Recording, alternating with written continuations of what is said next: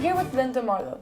Linda Marlowe is one of Britain's greatest performers, best known for her shows with Stephen Berkoff and her one-woman plays.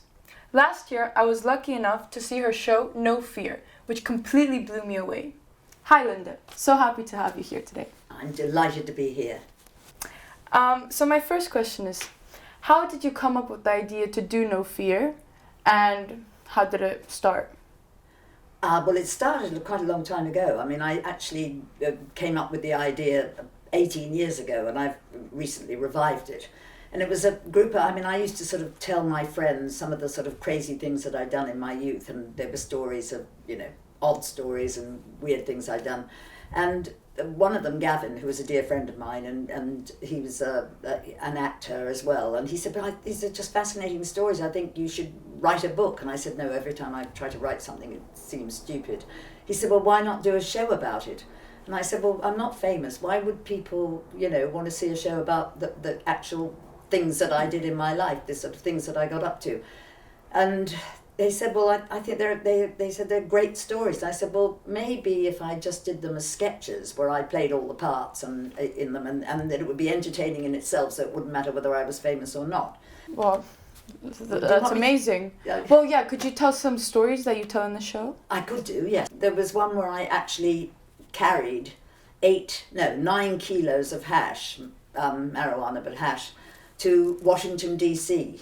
Okay. Because I was at a party, and this young student, it seemed to me that they needed somebody to take it to America, because America was running out of it, and they needed what they called drug mules at the time. And I was putting my son through school. I didn't have much money, and they offered me money to do it, and I thought, well, this will pay for the school fees for a whole term. So I embarked on this crazy idea to do it, and I did get away with it. But it's I tell it as a sort of a story of anxiety, being on the plane for 7 hours, and then all of the different things that happened. But that's just one of the stories. Well, that's insane. That's amazing for you to do something like that. But I mean, obviously the demands of No Fear would be difficult for any person of any age, not just because it's a one kind of person show, but also because you have a trapeze act within it. I do indeed have a trapeze act. Yeah, I mean, I was lucky enough to see it, and it was absolutely incredible, but I'm wondering, how did you actually get to do it, and at your extraordinary age in your early 80s, and what's your secret? How can you do a trapeze act at your age? Like, do you drink blood, or?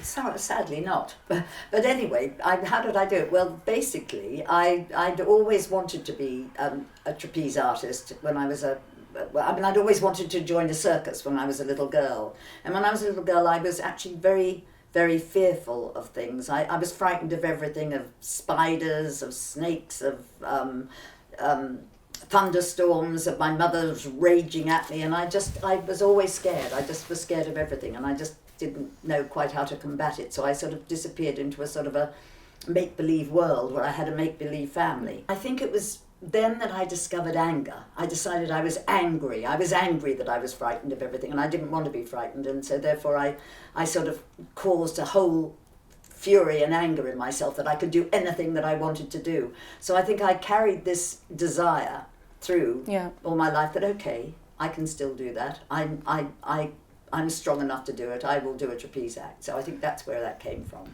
And your trapeze act was absolutely extraordinary, and I even got to witness it during one of your rehearsals. After seeing the show No Fear and hearing of all the stories you went through, I started to think about how they're relevant today. Because sometimes I overhear conversations in my generation of my peers talking about feminism, and kind of in a negative connotation. Because for them, feminism means to be against a femininity or beauty, or to be against men. But others think that feminism isn't relevant anymore today because women have the opportunities to vote, get jobs, and to have an abortion, to get married. But why do you think feminism is important, and how? I think feminism is very relevant today, and I think it's not to do with going against femininity, beauty in men at all. It's to do with the fact that a few people in this world, I mean in our country and in so obviously other countries, we have the things that the good things that have happened to us now, but there are many. There's young girls in countries that are not even allowed to go to school. They're not allowed to study. They're sold off at 8 to be married to somebody. They're not allowed to have abortions, and that's going on now in several states in America. And whereas we in the 60s we fought for our rights for all of that, and now suddenly they've come back that a woman doesn't own her own body.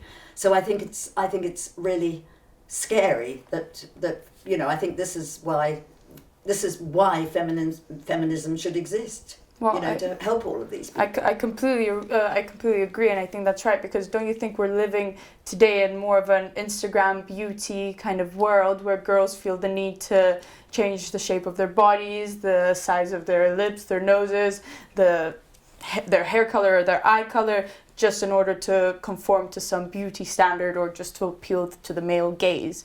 But what do you think makes a person attractive at any age? Yeah. Well, I find it rather disturbing with a lot of what goes on the internet and Instagram and things, and I just find it really sad that the girls feel that they have to sort of change the colour of their faces, their skin, their breasts, and make themselves different people. I mean, who are they doing it for? Are they doing it to make men happy? I mean that's not a good thing, is it? I mean, that's right. What's liberated about that? That's completely right.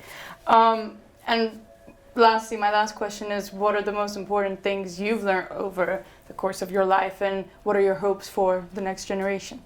I think that it's very, very, very important not to just feel that you've got to do something or be famous like as an actor, but you can sort of you do different things. You can decide to do different things in your life. You can suddenly change the course of what you do, because you've only got one life, so you need to be happy doing what you're doing. So therefore I think that is more important than any kind of fame, just to live it and enjoy it, and to enjoy your teenage years, because it's going to be a long time coming where you have all the terrible responsibilities of being an adult, and that all happens. So I think that's what it is, and I think that it's important to have friends, you're really good friends around you, because friendship is really important. That's right.